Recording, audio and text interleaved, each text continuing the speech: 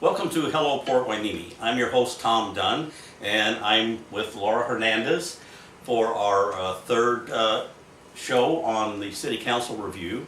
And we have a lot to cover today.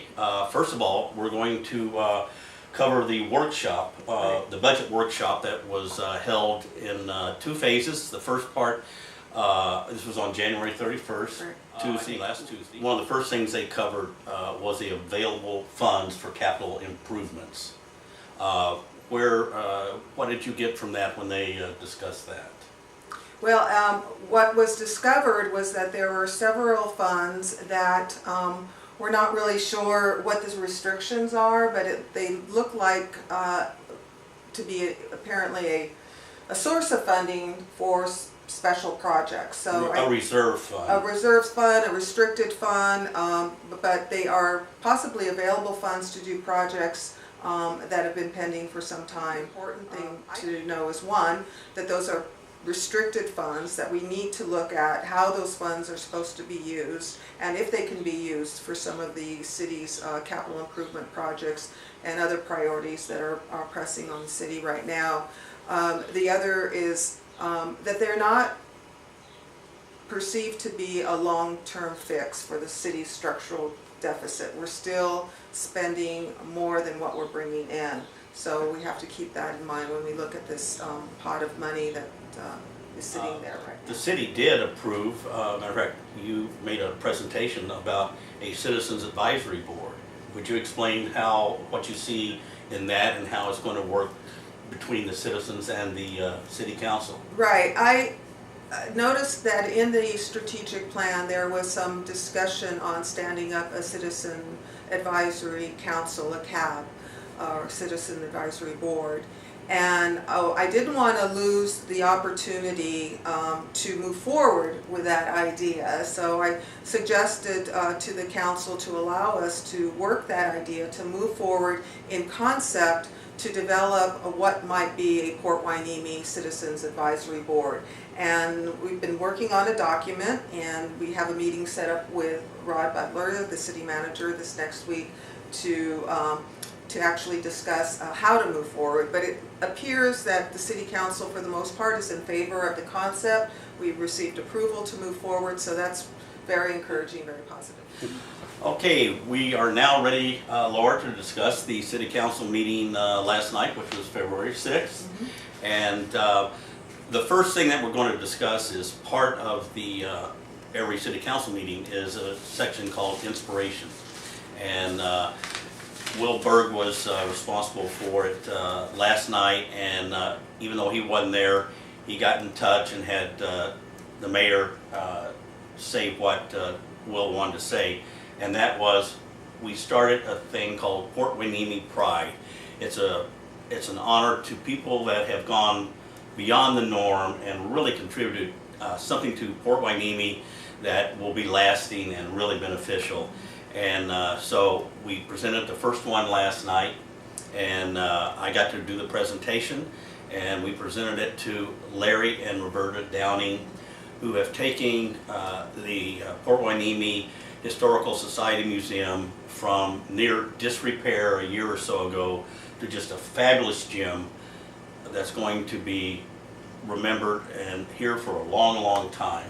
And I think the hard work they've done there is incredible, and they accepted it and made a speech. Which, can you tell us a little bit about? Right. Well, first of all, I wanted to say that the idea of doing this Port Hueneme Pride is an excellent idea, because as being part of the inspirational message at the beginning of City Council meeting, this was truly that.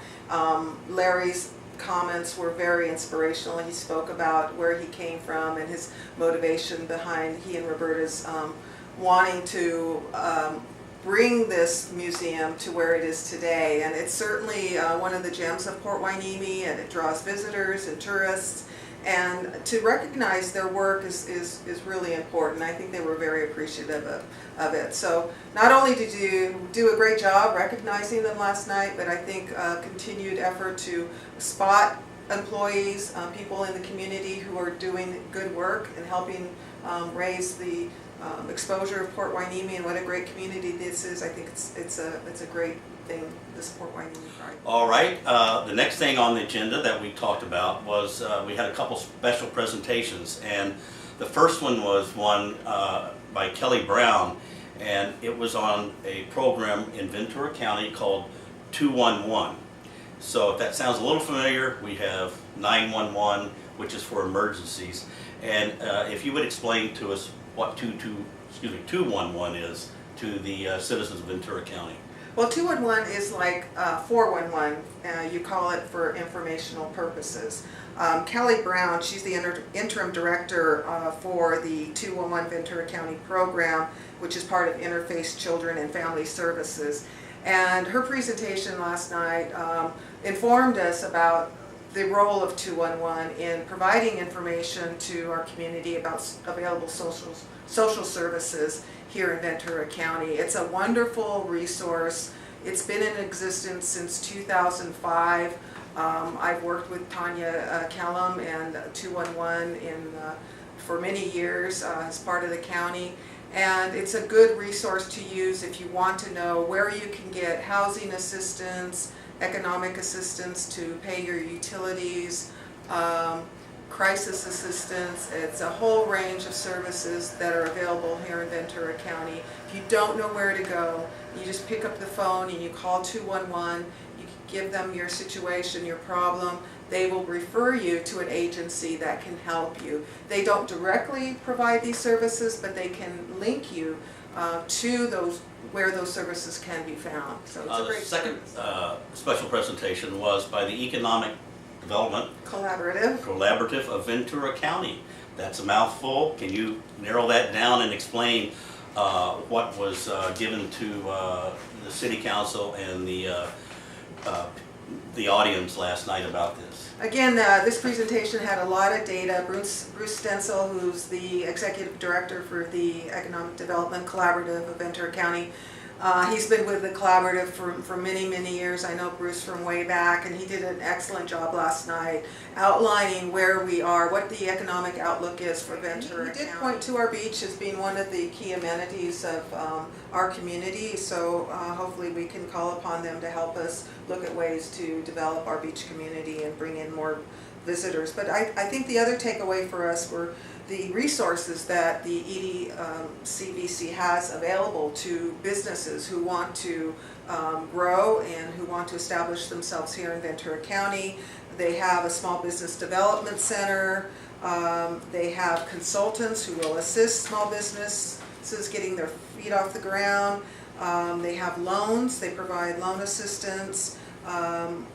They also look at global opportunities for businesses and manufacturing. So they have a wide range of services that they can provide for businesses. And if you go to their website and you're an interested business, I think you will find a wealth of resources that they have available to you. The next thing we had on the agenda was last Tuesday, January 31st, was the 17th anniversary of the Alaska Airline Flight 261 crash, which occurred off the coast of Hueneme Beach.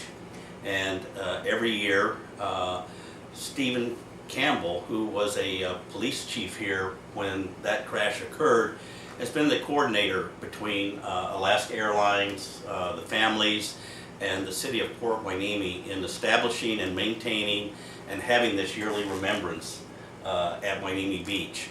Last Tuesday, we had about 100 people were there. And it was really a solemn, moving, inspirational gathering of people who have really learned to love each other. It's a great support group they have. And you know, they've all lost family members and loved ones, but they are a family now.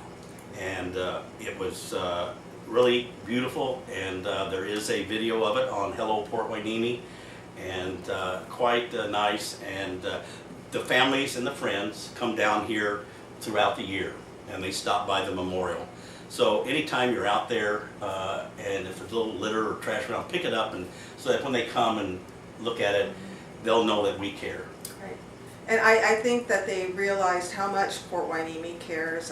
They made several comments during the memorial about how they consider Port Hueneme their second home, their family. We've pretty much have embraced them as people who we care about in terms of what they've lost and what they've brought to our community. They come back every year and they feel at home here, they feel welcomed, and I think the community support that we've demonstrated to this group of people has been outstanding. It really has, and it was nice to see everybody get behind it. Right, and we had the ROTC participate for the first time this year. The youth there who did the presentation of the flag did an outstanding job, so we were very appreciative of them being there. And just overall, the people who showed up, I think it's very important for us to demonstrate our support. And they did. And they did. The next issue that we had on the agenda was the police report. And that was where the police department talked about a problem that they just got over with, which happens a lot around Christmas time, but it does go on throughout the year, and that is mail theft. What did they cover on that? Well, personally, I've been a victim of mail theft. We've had it occur at Las Palomas, where I live. It's been on the agenda of our neighborhood watch group. And the police have recommended basically 3 things. One is to don't put your mail in your mailboxes, your outgoing mailboxes, overnight. Try to put your mail in there before the delivery time, which I've started doing myself. Also, try to leave your mail at the post office, which is probably the safest place to be. Not in the blue boxes? Not in the blue boxes. I was surprised to learn that the blue boxes are not safe. I thought they were safer, but apparently they don't have the traps in them that I thought were there, and that probably a lot of people believe were there, but they are not the safest place. So again, put your mail in there before delivery time. Go to the post office. The other thing that I do is I walk into UPS, which has a mail drop, and I put my mail in there, so that if you can't make it all the way to the post office, sometimes your local UPS office is a good spot. Do you have anything else you'd like to say about the meeting last night? Well, I wanted to talk a little bit about the water discussion, and particularly the brown water.